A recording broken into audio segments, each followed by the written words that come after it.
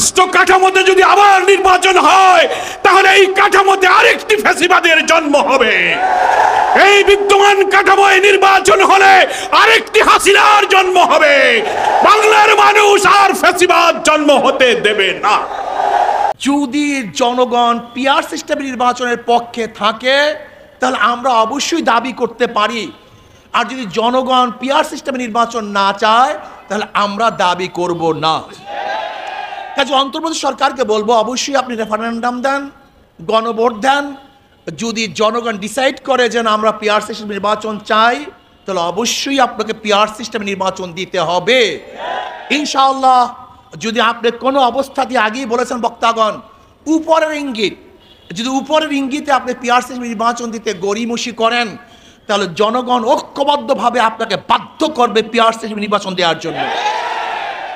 Constitution order জারি করুন, গণভোট দিন, ফ্যাসিবাদের দোসরদের রাজনীতি অকার্যকর করে তাদের কার্যক্রম স্থগিত করুন এবং আপনারা নির্বাচনের পূর্বে প্রতিশ্রুতি দিয়েছিলেন ঘৃণ্য মানবতা বিরোধী অপরাধের অপরাধীদেরকে দৃশ্যমান বিচার এই নির্বাচনের আগেই জাতির সামনে দেখাতে হবে।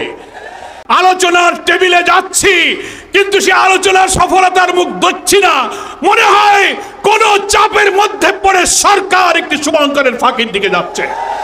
তাই আমাদের আন্দোলনের কর্মসূচি আমরা আজকে যেমন রাজধানীতে করছি, আগামীকাল সকল বিভাগীয় সদরে হবে, 26 তারিখে জেলা উপজেলায় হবে। দেশবাসীকে এই কর্মসূচি বিপুলভাবে সফল করে গণ আকাঙ্ক্ষা উইল অফ দ্য পিপল, যেটা আমাদের আর্টিকেল 7 এর মধ্যে বলা হয়েছে, এর ভিত্তিতেই জুলাই সনদের আইনের ভিত্তি দিয়ে এই নির্বাচনই হতে হবে। আমরা ফ্যাসিবাদের রাষ্ট্র কাঠামো সংশোধনের জন্যই যে এত রক্ত দিয়েছি, এত জীবন দিয়েছি। এখন যদি 2 মাস 3 মাস সংস্কার করার পর একটি দল বলে এটা পরে হবে, তাহলে এতদিন আমাদের কেন পরিশ্রম করালেন? সেই জন্যই আমরা বলছি আমাদের আন্দোলন এটা রাজনীতির অংশ। সংগ্রামী ভাই এবং বন্ধুগণ, 5 দফার দাবি আদায়ের লক্ষ্যে কেন্দ্র ঘোষিত কর্মসূচির আলোকে ঢাকা মহানগরী উত্তর এবং দক্ষিণের আজকের এই বিশাল সমাবেশ শেষে মিছিল হবে। এ পর্যায়ে আজকের এই সমাবেশে প্রধান অতিথির বক্তব্য রাখার জন্য অনুরোধ করছি বাংলাদেশ জামাত ইসলামীর সংগ্রামী সেক্রেটারি জেনারেল, মজলুম জননেতা, বাংলাদেশ জাতীয় সংসদের মাননীয় সাবেক সংসদ সদস্য, ফ্যাসিবাদ বিরোধী আন্দোলনের অন্যতম সেনানায়ক, জননেতা জনাব অধ্যাপক মিয়া গোলাম পরোয়ার। বক্তব্য রাখছেন প্রধান অতিথি অধ্যাপক মিয়া গোলাম পরোয়ার।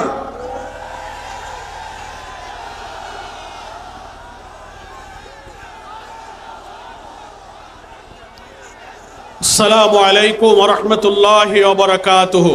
আমাদের নেতৃবৃন্দের কাছে আপনারা শুনেছেন দেশের রাজনীতি একটি স্বচ্ছ গ্রহণযোগ্য নির্বাচনের দিকে এগিয়ে যাওয়ার লক্ষ্যে দেশবাসীর যে আকাঙ্ক্ষা, জামাত ইসলামী সেই প্রচেষ্টায় প্রাণান্তকর প্রচেষ্টা চালিয়ে যাচ্ছে। আমরা যেমন রাজপথে চেষ্টা চালাচ্ছি, ঐক্যমত্য কমিশনে আমরা চেষ্টা চালাচ্ছি, সরকারের সঙ্গে নীতি নির্ধারক যারা আছেন নির্বাচন কমিশনে সমমনা সমস্ত রাজনৈতিক দলের চতুর্মুখী প্রচেষ্টার মধ্য দিয়ে জামাত ইসলামী চায় একটি গ্রহণযোগ্য নির্বাচনের দিকে বাংলাদেশটা এগিয়ে যাক। কিন্তু দুর্ভাগ্য হলো আমরা দেখতে পাচ্ছি একটি মহল রাজনৈতিক প্রভাব খাটিয়ে অথবা দুঃখজনকভাবে কোন শক্তির কাছে, প্রভাবের কাছে মাথা নত করে সরকার এবং এই সিদ্ধান্ত গ্রহণকারী কর্তৃপক্ষ কখনো কখনো লেভেল প্লেইং ফিল্ড রক্ষা করতে পারছেন না। আমরা দাবি করেছি জুলাই সনদের আইনি ভিত্তি দিয়ে তার ভিত্তিতেই আগামী নির্বাচন হতে হবে। এখন একটি দল বাধার সৃষ্টি করে, প্রতিবন্ধকতা সৃষ্টি করে বলছেন এই সাংবিধানিক সংস্কার, এত সব সংস্কার নির্বাচনের আগে আইনি ভিত্তি দিয়ে সংস্কার করার কি প্রয়োজন? পরের সরকার আসবে, সেই নির্বাচিত সরকার যে সংবিধান সংস্কার করবে তার তফসিলে তারাই এই সব বিধানগুলো সম্পৃক্ত সংযুক্ত করবে। এটা হচ্ছে গণ আকাঙ্ক্ষার সাথে বিরোধিতা। গত 5 আগস্ট প্রধান উপদেষ্টা জাতীয় সংসদের দক্ষিণ প্লাজায় যে জুলাই ডিক্লারেশন, জুলাই ঘোষণা পেশ করেছিলেন, আমরা লেভেল প্লেইং ফিল্ডের ক্ষেত্রে যে রক্ষা করা হয়নি, গোপনীয়তা রক্ষা করে জুলাই ঘোষণার মধ্যে একটি বিশেষ মহলের চিন্তায় এই জুলাই ঘোষণা ড্রাফট করে সেখানে গণ আকাঙ্ক্ষার বিপরীত অনেক কিছু সম্পৃক্ত করা হয়েছিল। আমরা এটা সংশোধন করতে বলেছি। তার 25 নম্বর অনুচ্ছেদে বলা হয়েছিল এর পরবর্তী সরকার এসে সংবিধানে এই সংস্কার এবং জুলাই সনদ বাস্তবায়ন করবে। এটা গণ আকাঙ্ক্ষা নয়। আমরা বলেছি এই ইলেকশনের আগেই আইনি ভিত্তি দিতে হবে এবং এই 84টি সাংবিধানিক এবং রাজনৈতিক নানান সংস্কার আমরা যে ঐক্যমত্য পোষণ করেছি, আরো 20টির মধ্যে প্রায় 8টি নোট অফ ডিসেন্ট যারা দিয়েছেন, বাকি যে আমরা একমত হয়েছি এই সংস্কারের বিষয়গুলোকে জুলাই সনদে অন্তর্ভুক্ত করে এটাকে কনস্টিটিউশন ওয়ার্ল্ডার সংবিধান আদেশ দিয়ে এবং গণভোটের মাধ্যমে নির্বাচনের আগেই আইনি ভিত্তি দিতে হবে। তা না হলে দেশ একটি মহা দুর্যোগের দিকে পড়ে যেতে পারে।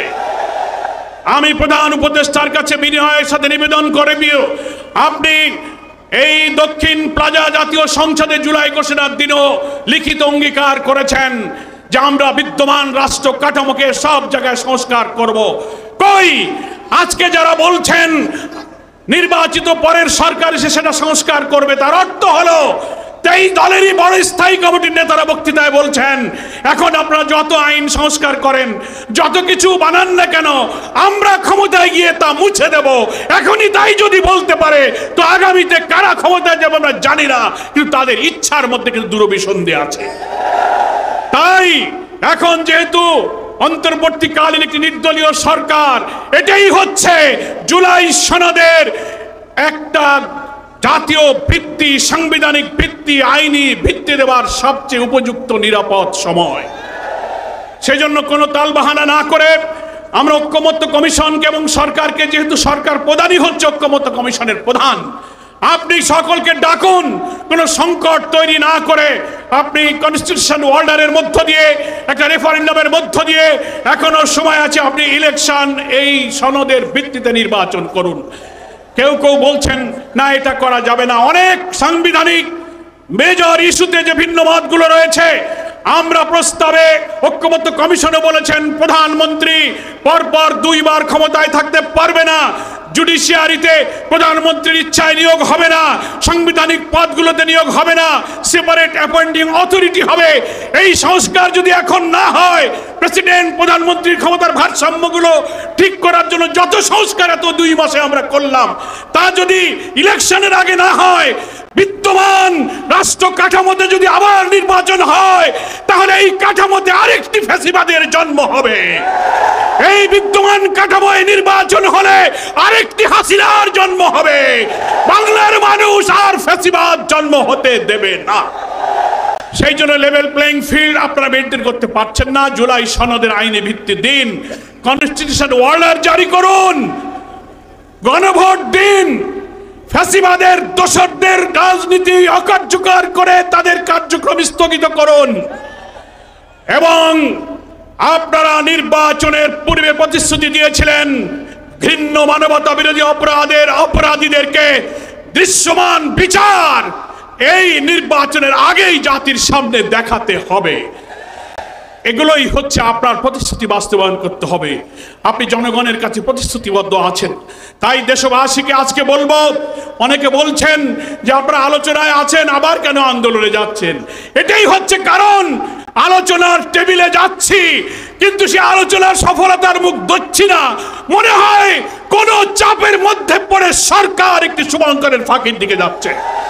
তাই আমাদের আন্দোলনের কর্মসূচি আমরা আজকে যেমন রাজধানীতে করছি, আগামীকাল সকল বিভাগীয় সদরে হবে, 26 তারিখে জেলা উপজেলায় হবে।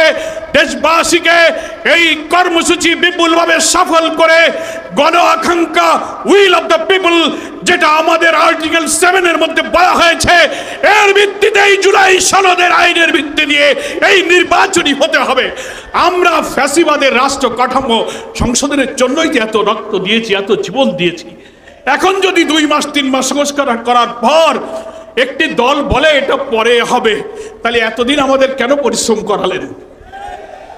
সেই জন্যই আমরা বলছি আমাদের আন্দোলন এটা রাজনীতির অংশ, it is the part of politics. আমাদের আন্দোলন জনগণের আকাঙ্ক্ষা তুলে ধরার জন্য, আমরা আলোচনার টেবিলে নিষ্পত্তি হওয়ার জন্য আশাবাদী, আমরা নিরাশ নই। দাবি পিআর মানতে হবে। 70% লোক সার্ভেতে বলেছে পিআরের পক্ষে। কমিশনে 31টি দলের 25টি দল পিআরের পক্ষে।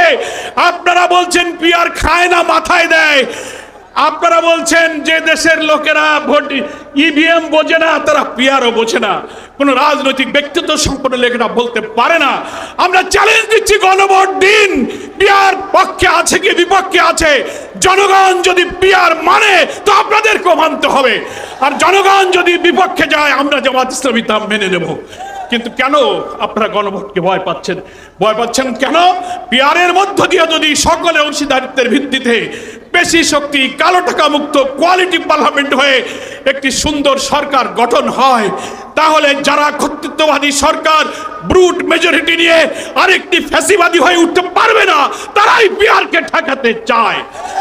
আসুন 5 দফা দাবির ভিত্তিতে গড়ে ওঠা এই আন্দোলনকে দাবি আদায় না হওয়া পর্যন্ত আমরা অব্যাহত রাখার অঙ্গীকার করে আজকে রাজধানী ঢাকার এই সমাবেশ থেকে বিদায় নিয়ে এখনই বিক্ষোভ মিছিলে যোগদান করব। আল্লাহ হাফেজ।